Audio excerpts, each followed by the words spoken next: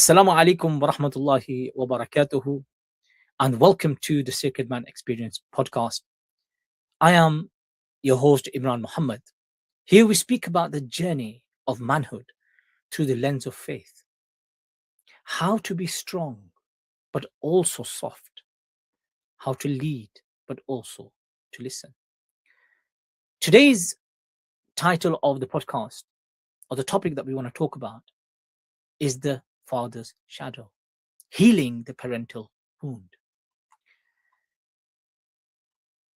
The presence of the past. Every man listening to this carries a particular voice inside them. For some of us, the voice is loud, booming voice of criticism. For others, it's a cold, silent void. That voice is the voice of your father. Whether your father was a high flyer himself, a hard-working immigrant who never had time to hug you, or perhaps he was physically present, but emotionally 1,000 miles away. His shadow falls over your boardroom, your bedroom, and your prayer mat. In our communities, especially across Europe and the Muslim world, there is a legacy of silence. We were taught that a father's love is proven through a paycheck and a roof over our heads. But as men, we grow up hungry. We were hungry for the sacred glance of approval. Today, we talk about the father's shadow, inshallah.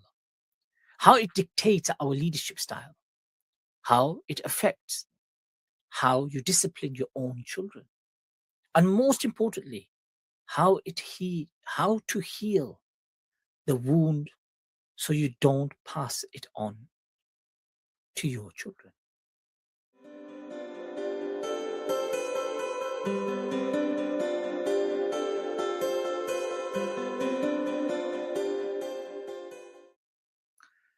The blueprint of authority. In the world of NLP, we understand that between the ages of 0 and 7, you were in a hypnotic state. You didn't just hear your father, you imprinted his map of the world. In your father was hypercritical. You likely developed a driver personality.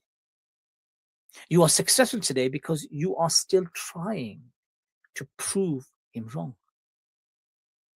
But here is the key secret which I want to share with you. You are successful, but you are never satisfied. The question is, why is that? Because the internal critique and the internal critic in your head has your father's voice. You are running a loop of inadequacy. We also look at something called timeline therapy. Many of you see your father as a giant, either a hero or a villain. You haven't yet seen him as a man, as a human being, a man who likely had his own father wounds, a man who lived in a different resource state than yourself. When you stay stuck in the child state, reacting to your father's shadow, you cannot fully step into your own king archetype. You are either a rebel, doing the opposite to him, or a clone, doing exactly like him. Neither is freedom. Freedom in reality is integration, choosing what to keep, and more significantly, choosing what to release.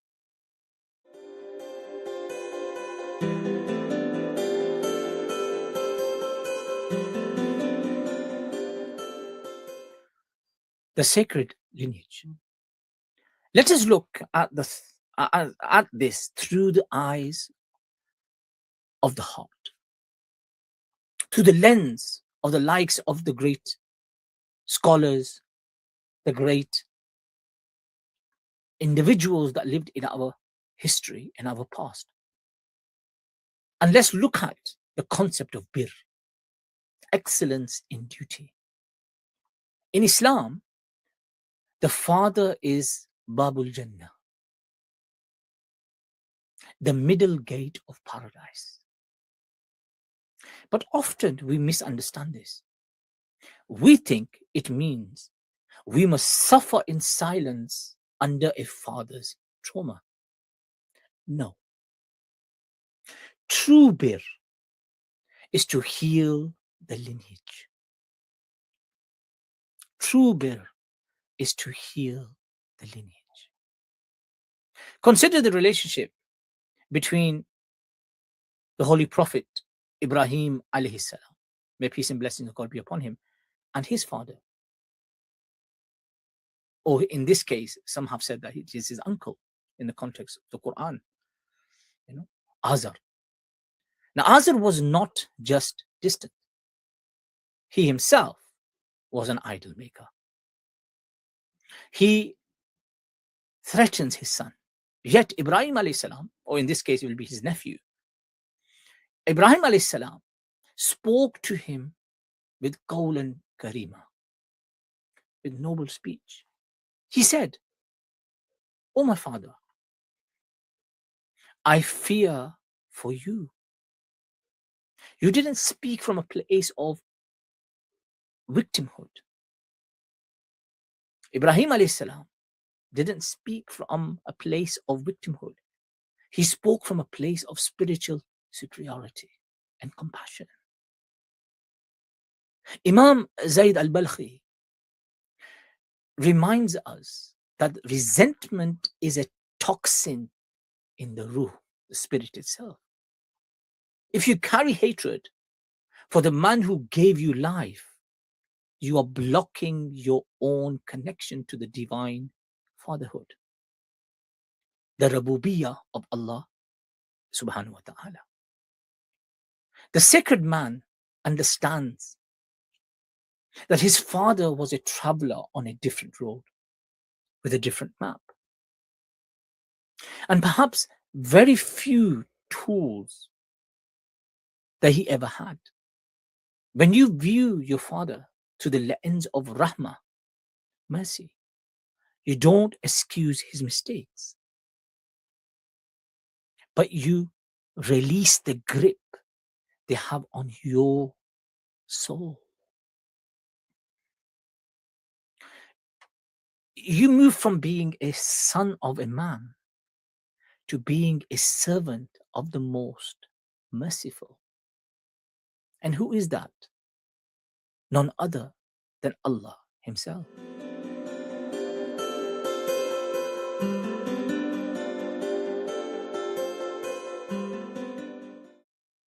The healing ritual. Brothers, it is time to step out of the shadow. Here is your sacred man protocol for this week. The perceptual position. Tonight, sit in a quiet room. Imagine your father sitting in a chair across from you. Now, mentally float out of your body and step into his body. See the world through his eyes. See the pressures he faced, the poverty, the migration, the lack of emotional education. Feel his fear. Then step back into yourself. Do you feel the shift? That is the beginning of empathy-based healing. Another practical exercise which I want to give you. The letter of the unspoken. Write a letter to your father. Many of us may not have our fathers with us on earth anymore. This exercise is a very powerful exercise. It will help you to deal with that shadow which is over you. Write a letter to your father. Write everything. The anger, the disappointment, and I wish you had hugged him. And then say in there, and I wish you had hugged me. So you're speaking directly to your father as a first person to a second person who's sitting right there, or you're writing in the letter which you will give to him. Do not send it. No. This is for your own nafs. That's very significant. Once it's done, read it out loud. Then burn it or shred it. Release the energy from your nervous system. Many a times I have used this particular technique to help young men who have been incarcerated, who have blamed other human beings for the shortcomings in their own lives, on their own situation and circumstances. And what tends to happen? When that happens, they live in a perpetual state of blame. And my intention is to help them to release that particular negative energy, which has become the reason where it is difficult for them to look back at themselves and say, you know what? That energy affected me negatively. I need the release. So this is a very powerful technique. Writing the letter, saying, being truthful, write in it what you really feel, your true emotions, your true feelings, statements, what you want to say to that person. Good, bad, and ugly. Write it down. Read it out loud. Then burn or shred it. Because this one act, with the grace of Allah, will release you from the negative energy and the energy from your nervous system. Number 3, the fathering yourself anchor. Identify one thing you always wanted from him. For example, you always wanted him to say, I'm proud of you. Give me an example. Create a physical anchor. Press your thumb. Right? Press your thumb with your forefinger together. Or you can do this as well. You can do that, and you can do this as well. Right? Forefinger. And say that to yourself. Realize that as a sacred man, you are now the source of your own validation through Allah subhanahu wa ta'ala. This is highly significant. All this is a reminder to yourself that whenever you touch these two fingers together, the finger and the thumb, it will remind you that as a sacred man, I am now, or you are now, the source of your own validation through Allah subhanahu wa ta'ala. Because many of us, maybe those whose fathers physically don't exist anymore. And the previous exercise has helped to release the grip of that energy that you desired, which you don't need at that time. And finally, the dua, the supplication of the lineage. Make a particular dua, specified dua for his guidance or his soul. This is for your father. Ask Allah, the most merciful, the most loving, the most caring, to remove the darkness of the past from your children's future. We do not want to, in any way, to transfer that shadow to the next generation.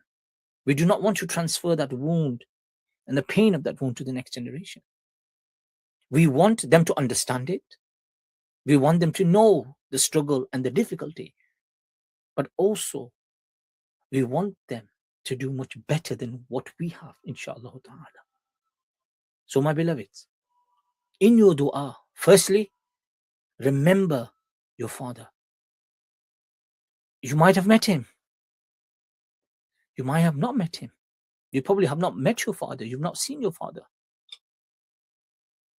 You probably are a child who has lived without a father figure in his home. But my beloved, in the world that we live in, and especially within the spiritual world, you have the full opportunity to at least mention him within your prayers.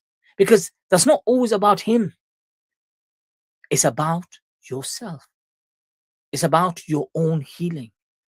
It's about you fulfilling who you are fully and completely as the man and as the father that you are becoming in the lives of your wife, in the lives of your family, in the lives of your children.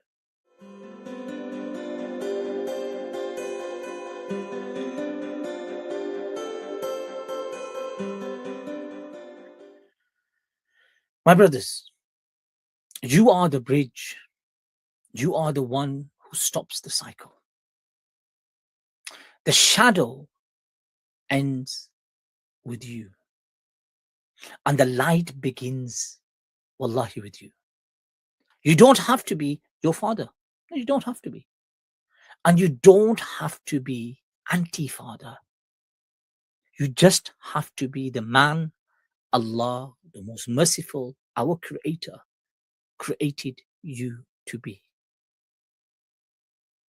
In the next episode, we're going to step into the most intimate space of a man's life, the sacred union. We'll discuss how to navigate modern marriage without losing your masculinity or your mercy. Until then, my beloveds, walk with purpose, heal with grace, and remember, you are a sacred man. Assalamu alaikum wa rahmatullahi wa barakatuh.